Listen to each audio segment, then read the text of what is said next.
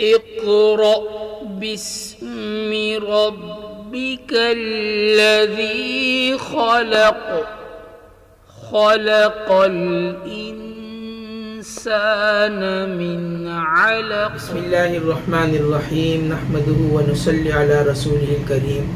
ناظرین اکرام، آج کی ہم اس نشست کے اندر آپ کو حج سے متعلق بہت اہم معلومات دینے لگے ہیں۔ ذرا اس کو غور سے سنیے اور اس کو یاد رکھیے، اور جو ویڈیو آج آپ دیکھ رہے ہیں اس کو شیئر ضرور کریں تاکہ اور دوسرے وہ حجاج جو حج پر جانا چاہتے ہیں ان تک بھی یہ بات پہنچ جائے، ان کو بھی فائدہ ہو۔ انشاءاللہ آپ کو صدقہ جاریہ کا ثواب ضرور ملے گا۔ تو آج شروع کرتے ہیں۔ آج کا ٹاپک ہے ہمارا حج کے، ایک تو ہم اس میں آپ کو بتائیں گے حج کے معنی کیا ہیں۔ حج کے لغوی معنی ہیں ارادہ کرنا، قصد کرنا، اور اصطلاح میں شریعت کے اندر حج کہتے ہیں حج کرنا، یعنی مخصوص ایام میں، مخصوص تاریخوں میں بیت اللہ کا حج کرنا، اور وہاں پہ عرفہ کے اندر 9 تاریخ کو موجود ہونا، یہ سارے جو عمل ہے اس کو اصطلاحی اعتبار سے حج کہا جاتا ہے۔ اب ناظرین اکرام، حج کی کتنی قسمیں ہیں؟ حج کی 3 قسمیں ہیں۔ ایک حج قران ہے، اور ایک حج تمتع ہے، اور ایک حج افراد ہے۔ اب ہم آپ کو باری باری بتائیں گے۔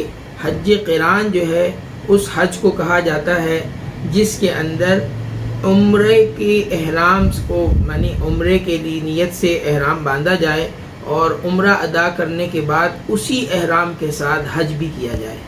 ان دونوں کو یعنی جمع کرنے کو قران کہتے ہیں۔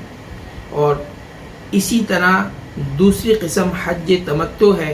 حج تمتع وہ قسم ہے جس کے اندر آپ جانے کے بعد پہلے آپ عمرہ ادا کریں، عمرہ ادا کرنے کے بعد پھر آپ جو ہے احرام کھول دیں، اور اسی سفر میں پھر آپ حج کریں دوبارہ سے احرام باندھ کر، اس کو حج تمتع کہا جاتا ہے۔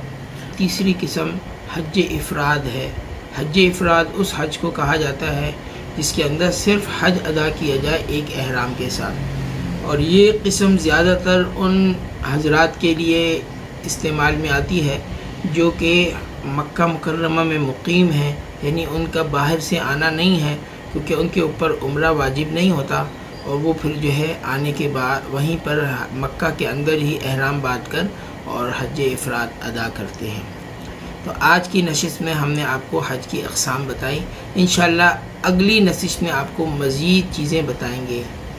آپ سے گزارش ہے کہ اگر آپ کو مزید کوئی بھی معلومات چاہیے ہو تو ضرور ہمارا نمبر واٹس ایپ ڈسکرپشن میں موجود ہے، آپ ضرور اس سے جو ہے ہم سے رابطہ کر کے آپ سیکھ بھی سکتے ہیں، کوئی دعائیں معلوم کرنی ہوں وہ بھی معلوم کر سکتے ہیں، اور مستورات کے حوالے سے کچھ مسائل بھی معلوم کرنے ہوں تو انشاءاللہ وہ بھی ہم آپ کو ضرور بتائیں گے۔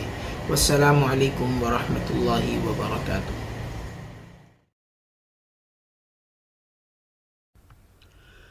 اقرأ باسم ربك الذي خلق خلق الإنسان من علق